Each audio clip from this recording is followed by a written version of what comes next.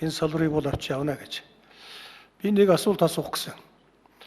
Манай улс чинь зах зээлийн харилцаанд ороод 26 жил болсон байна л да.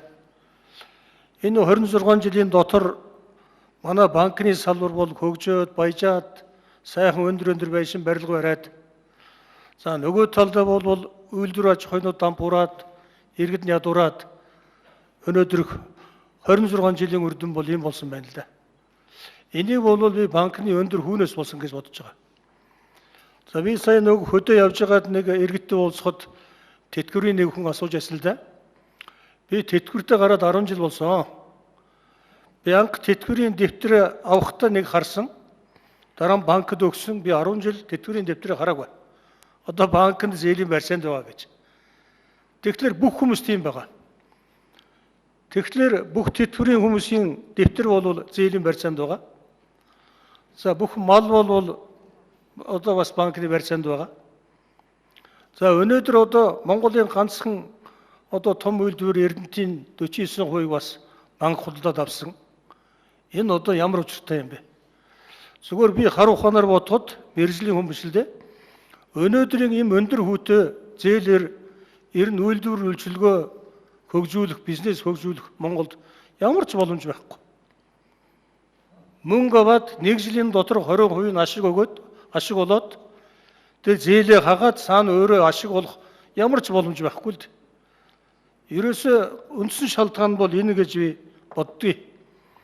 Тэгэхээр би миний асуух гэж байгаа асуулт бол энэ ер нь манайх шиг өндөр хүүтэй тийм зээлд өөр орон байдгийн болов улс орн. Хоёрт энэ зээлийн хөөг бууруулах арга байна уу ер нь? 26 жил гэдэг чинь нэг 100 жилийн дөрөвний нэг шүү дээ. Одоо хоёрдоо буурах арга байна уу? Энэ буурахгүйгээр манай улс ер нь хөгжихгүй гэж боддгийг. Хүн ямар нэг үйлдвэр үйлчилгээ явуулахын тулд мөнгө хэрэг болно. Мөнгийг бол банкнаас авахаас өөр авах газар байхгүй шүү дээ. Өөр одоо дараа нь тэр хүү багтаа гадаадын банк чигээс оруулаад өрсөлдүүлэх тийм цаг нь болоогүй юм уу гэсэн юм асуулт байна. Баярлалаа. За. Нэр дэвшигч Эрдэнэ Бэлэг хариулъя. 81-р микрофон. Нэн төрөнд хэрэгжүүлэх ёстой ажил миний бодлоор бол одоо энэ Монгол банк засгийн газар санхүүгийн зохицуулах хорооны хамтарсан 3 талд хөтөлбөр байгаа. Хүү бууруулах. Тэр хөтөлбөрийг бол эрчимжлүүлэх шаардлагатай.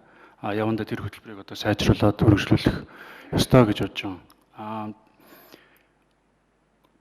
Улс орнуудын янз бүрийн туршлага байна. Өөрийнхөө эдийн засгийн амьдрал, нийгмийн эдийн засгийн амьдрал, нөхцөл байдалд тааруулаад янз бүрийн арга хэмжээ авдаг.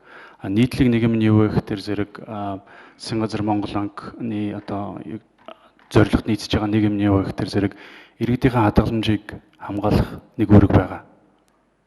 Иргэдийн хоримтлалыг хамгаалах. Тэгэхээр тэр агуулгаараа бол ерөнхийдөө хоримтлалын төвлөрлийг бол сааруулах, тэр хоримтлалын төвлөрлөөс үүсэх эрсдлийг бууруулах тийм арга хэмжээнүүд бол улс орнуудад авч ирсэн түүх байдаг. Тэгэхээр тэр их усрын араас өрсөлдөж байгаа тэр өрсөлдөөнийг одоо зохицуулах ямар арга механизм байна. Тэрийг бол судлах ёстой гэж би боддоо. Өөр улс орнуудын хувьд би сайн мэдэхгүй байна. Ерөнхийдөө зарим нэг ганц хоёр 30% давсан, тэрнээс ч илүү 100 давсан тийм тохиолдол бол байсан. Нэрлэж бол мэдэхгүй байна. За, аюур сайхан гишүүн асуултаа тавь.